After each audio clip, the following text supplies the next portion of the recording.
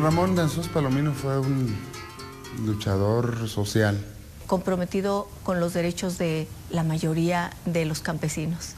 Realmente congruente, pero muy congruente con sus ideales. De los pocos que yo conozco realmente de izquierda. Un líder campesino honesto, innovador. Se asumía como indígena, se asumía como indio, como yaqui, y lo defendía con mucho orgullo. Demostraba de alguna manera y lo argumentaba como un hombre terco para alcanzar cada objetivo. Bueno, yo nací en un pueblo muy alejado del centro del estado de Sonora, casi con los límites en Chihuahua, en un pueblo que se llamaba Cadehuachi. En un contexto de la revolución, él nació en 1917. Eso tiene que ver con la misma formación de Ramón. El contexto es completamente adverso para las condiciones de marginación, tanto en su vida inicial como para las familias del campo mexicano. Se formó comprometido con la lucha por los derechos de la gente, especialmente de los que están en el campo. Estudié hasta cuarto año, no había más en el pueblo mío, la que llamaban escuela elemental. Como ya no había más donde estudiar, mi padre aprovechó a algún candidato que fue allá a la gobernatura del estado para decirle que habíamos 4 gentes que habíamos salido bien en los exámenes de primaria y se logró que yo viniera a la escuela de Ures, a la escuela normal. Era la época de Cárdenas, 1935, 36, 37 que yo estuve. Entendiendo que las escuelas de esta naturaleza, rurales, pues tienen una formación de carácter comunista, el estudio del socialismo. En el gobierno del general Lázaro Cárdenas, se estableció incluso en la ley que la educación en México tenía que ser una educación socialista. Yo empecé a tener inquietudes sobre actividades sociales. Ya en la escuela misma de primaria ya participaba yo en grupos en contra de los que apoyaban al gobierno, ¿no? Que su paso por la normal del Quinto lo hace acercarse al Partido Comunista. Yo ingresé al Partido Comunista siendo estudiante. En 1936 los mismos maestros nos canalizaron a organizarnos en el Partido Comunista, ¿no? El ingreso al Partido Comunista me enraizó, como dicen luego, en la vida política, porque comprendí las razones de la vida de la gente que tiene que sufrir la explotación de mil maneras. Uno de los momentos estelares, digamos, que marcan en cierto modo la vida de Ramón Danzós Palomino son los repartos agrarios. Ya cuando yo salí de la escuela, y antes de salir incluso el director nos llevó al reparto de tierras del Valle del Yaqui, que fue el general Cárdenas. Y yo fui electo como delegado porque ya yo desarrollaba actividades aún siendo estudiante y a veces más que estudiar me dedicaba a otras actividades.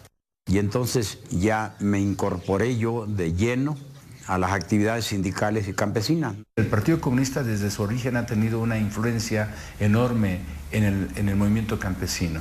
El Partido Comunista juntaba gente, no juntaba cuadros.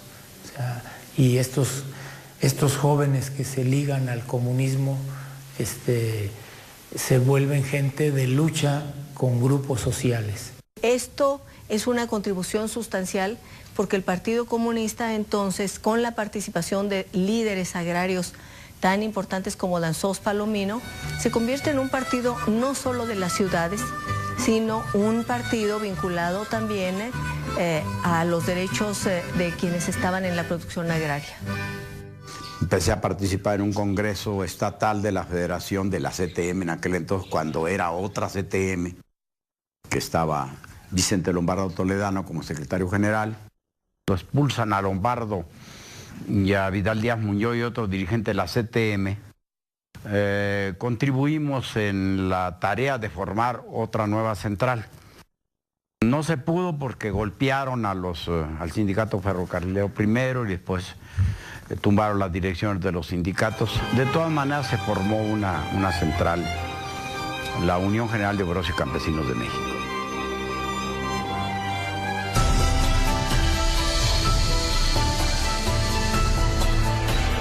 Una simbiosis de dirigentes como Ramón Danzós y Arturo Orona en luchas que venían del noroeste, en luchas que venían del sur.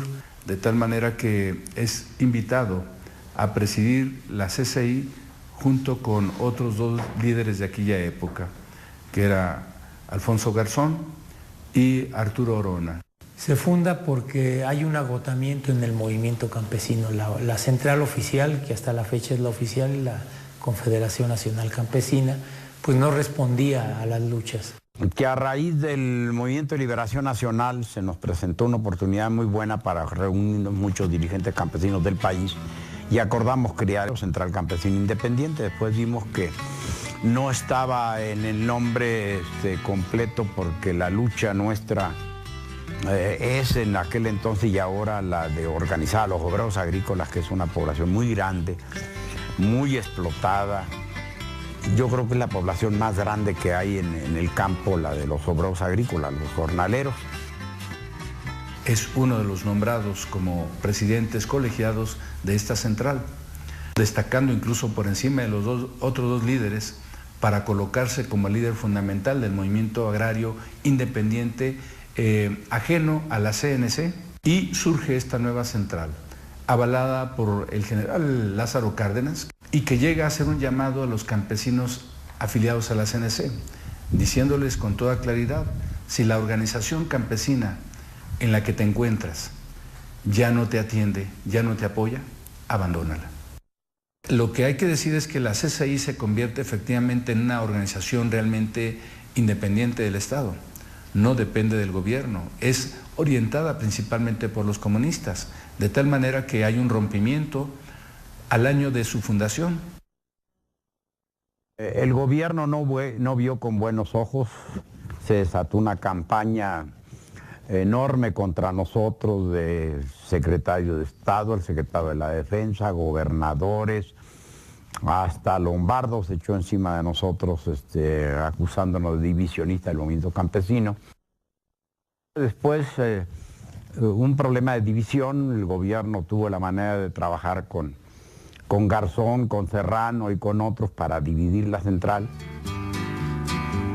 En ese tiempo, Ramón había culminado su campaña, era un hombre muy prestigiado, muy apreciado, y sin embargo, por los medios de comunicación se da cuenta de que hay un golpe de Estado, ha sido destituido, ha sido todo el movimiento campesino comunista de esta central, y la oficina fue ocupada, fueron detenidos varios de los dirigentes, y entonces emerge Garzón Santibáñez como el líder principal, apoyado por Gobernación y la Policía del Distrito Federal. Entonces, ahí es el rompimiento. Porque una parte de quienes conformaban la CCI tenían la determinación de formar parte del gobierno y de los intereses de quienes eran los grandes propietarios agrícolas, y por otro lado estaba la visión de Danzós Palomino y de muchos otros que planteaban que lo que tenían que poner en el centro era la lucha por sus propios intereses, no los de los grandes propietarios agrícolas. El planteamiento general de la CCI Roja, después del rompimiento, tienen que ver con un concepto muy interesante, tiene que ver con la reforma agraria radical. Pero, ¿cuál era la innovación de Ramón? Que los ejidatarios no recibieran, los campesinos no recibieran solamente la tierra, sino que recibieran también apoyos para hacerla producir, para organizarse, para apropiarse del proceso productivo, para formar empresas con las cuales comercializar, para acceder a los créditos para poder producir y vender. Ellos concebían la reforma agraria integral como el dotarse de un instrumento organizativo para la producción, ya teniendo la tierra. Eran 10 puntos específicamente los que enarbolaban en este concepto de una reforma agraria integral. Y que lo publica, incluso lo elabora desde la cárcel, me parece que lo hizo en en Lecumberri. Fue un planteamiento, un llamado nacional, que es el que se publica como un llamado al movimiento campesino para unificarse en torno a esa propuesta. Hubo un periodo desde el 28 al 38, 39, hasta el 40 que fue legal. El Partido Comunista tuvo diputados, tuvo representantes, pero cuando viene Ávila Camacho se le quita el registro al Partido Comunista. La situación legal es que era ilegal, no tenía reconocimiento formal. Esa era una encrucijada del Partido Comunista, participar en la vida social y legal y sindical del país y no tener reconocimiento oficial. Independientemente del Partido Comunista, nos dio por formar el Frente Electoral del Pueblo, un agrupamiento que participaban mucha gente, incluso gentes que venían del PRI como Braulio Maldonado. En ese mismo periodo se vino las elecciones presidenciales. Con todas las fuerzas formamos el Frente Electoral del Pueblo. Quisimos registrarlo como partido. Era entonces secretario de Gobernación Díaz Ordaz. Y nos hicieron miles de maniobras para no registrar ese partido. A raíz de que no nos dieron el registro, Braulio Maldonado, mucha gente lo quería encauzar para que fuera el candidato a la presidencia del Frente Electoral del Pueblo. Y anduvimos buscando a muchas gentes que pudieran encauzar esa campaña, aún sin registro. Todavía no pudimos encontrar, y en una reunión de la dirección del FEP, el propio Braulio, pues ¿qué le andamos buscando? Aquí está, sos que sea el candidato a la presidencia. ¿Y qué representa? Pues una oportunidad histórica para la izquierda, porque el mismo Ramón es aceptado por varias corrientes, claro, seguramente con sus matices, pero finalmente es aceptado, y entonces lo que representa la candidatura de Ramón es una oportunidad para la izquierda en todo el contexto que viene dándose en la historia de México. Algo que a mí siempre me ha resultado muy sugerente, y además se convirtió en una leyenda, es ese cochecito en el que él viajó en los años 60, en 1964, en una campaña electoral sin registro por el Frente Electoral del Pueblo, como se denominó al movimiento que a él lo postuló, y enfrentando todo el poder en un momento en que en México existía lo que se conoce como el sistema de partido de Estado. ¿A qué me refiero con esto? En un momento en el cual no había un solo presidente municipal, un solo diputado local, un solo gobernador, un solo senador, por supuesto ningún presidente de la República, que no pertenecieran a lo que se llamaba el partido oficial, que era el PRI. Era poder acreditar en la mente de los mexicanos y en la conciencia de los ciudadanos que era posible un cambio por la vía constitucional. El Partido Comunista Mexicano fue uno de los partidos que por primera vez en el mundo postularon la concepción de que el poder se podía ganar a través de las luchas pacíficas, a través de las luchas electorales. Fue una gran aceptación también, pero no está cuantificado porque nuestra gente no fueron aceptados representantes en las casillas. No hubo oportunidad de cuantificar, pero en realidad Ramón Nassos Palomino tuvo una gran aceptación con la sociedad, con la población, en dado que, el Partido Comunista tenía una gran cimentación en el movimiento social. Construir el país de otra manera, con libertad, con justicia, con democracia, con un proyecto donde el Estado fuera impulsor de empresas sociales y donde se pudiera vivir con la propiedad privada y con la empresa social. Esa era la plataforma de... Él, junto con los demás que participaron, lo que habían puesto en el centro era el derecho a pensar, a expresar su pensamiento, el derecho a participar, el derecho a tener un punto de vista diferente y a que se abriera ese cascarón o esa nuez del autoritarismo mexicano. Y creo que jugamos un papel muy importante en esa campaña del Frente Electoral del Pueblo como candidato a la presidencia de la República.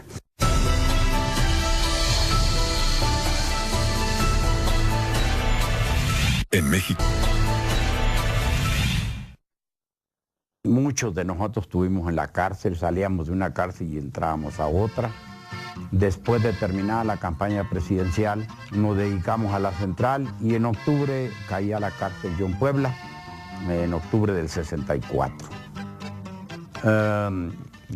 Después, en 67, caí en Sonora a raíz de un problema dentro del PRI allá en Sonora.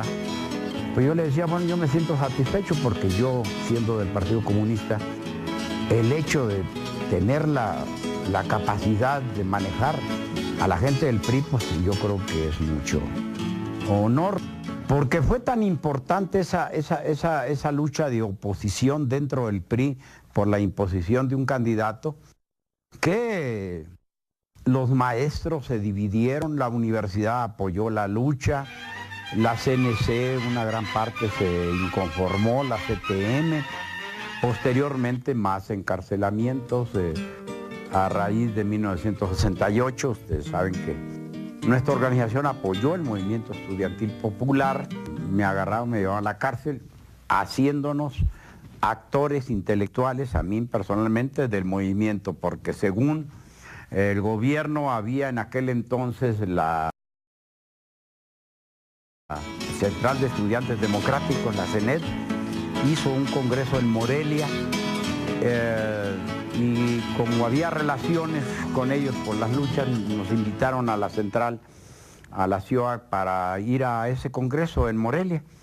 Y acordamos ir y entonces se me comisionó a mí para que yo fuera a dar un saludo. Di simplemente un saludo de apoyo a las luchas estudiantiles y eso fue suficiente para que fue en mayo de 1968. Y según las actas y los testimonios, yo manejé ese congreso para que tomara la determinación de hacer lo que se hizo el 26 de julio, ¿no?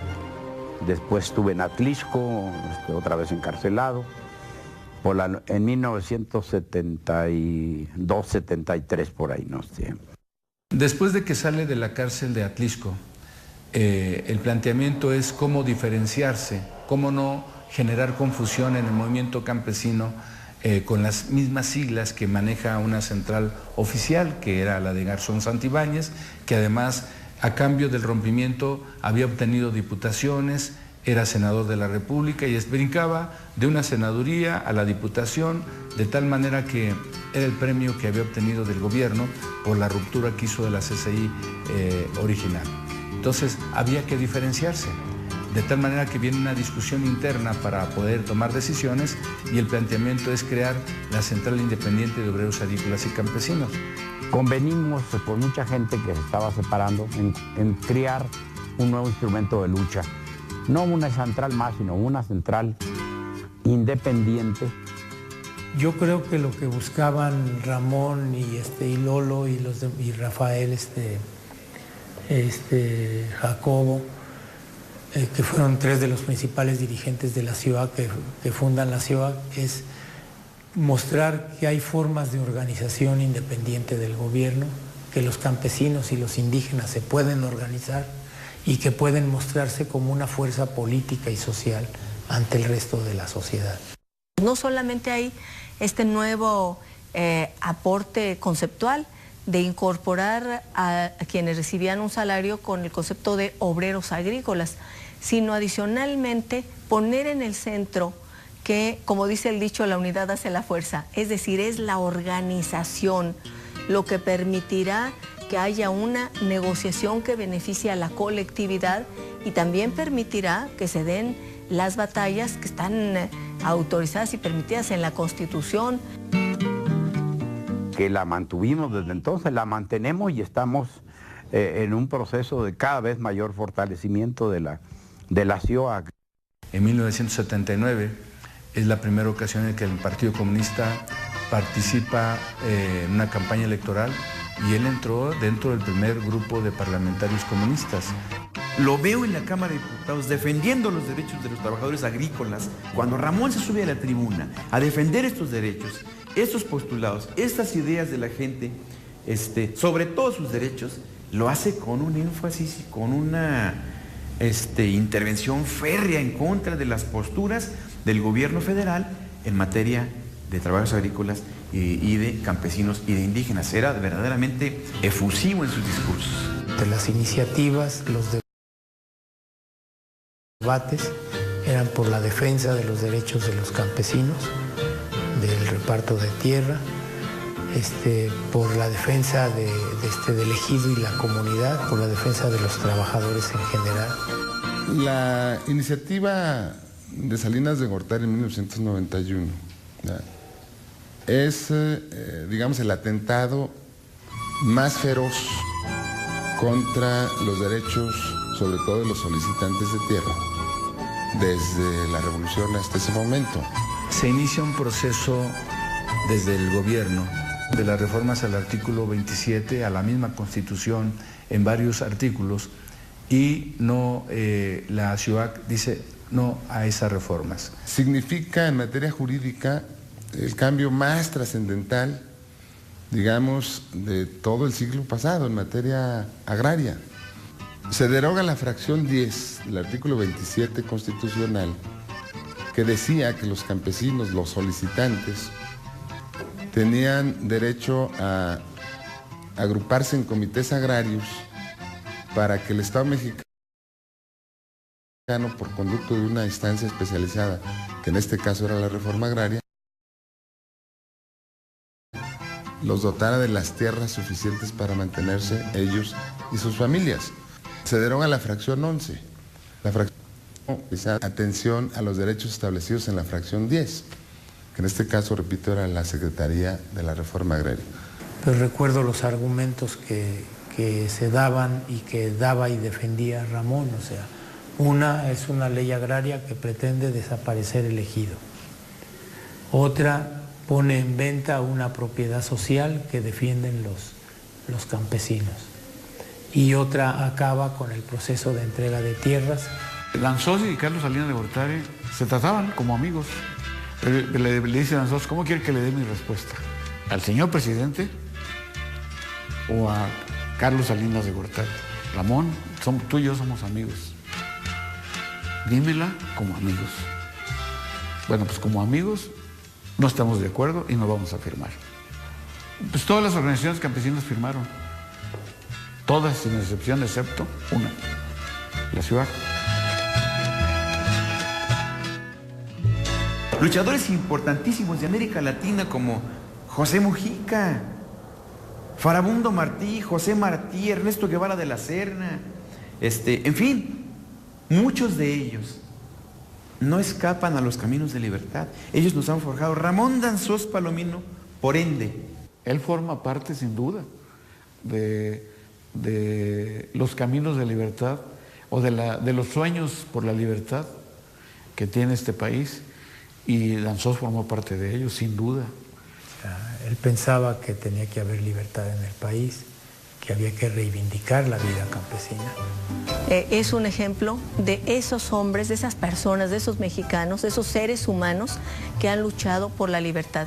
Apostó su vida, lo sabía, se enfrentó al ejército, se enfrentó a los caciques en determinados momentos, tuvo la capacidad de salir avante en cada momento y de enfrentar las situaciones más difíciles, incluso como la cárcel, y regresar otra vez al campo de batalla. Nosotros consideramos que la cárcel tiene dos filos. Uno, que hay gente que la encarcela y no resiste el problema de estar encarcelados, ¿no? El otro es que la cárcel lo hace a uno cuando tiene conciencia, que es lo que ha pasado con nosotros, que como quiera que sea con el Partido Comunista y todo, nos formó una concepción, nos formó una conciencia, por qué hay que luchar y qué implicaciones tiene la lucha, del encarcelamiento, de la represión y hasta la muerte, ¿no?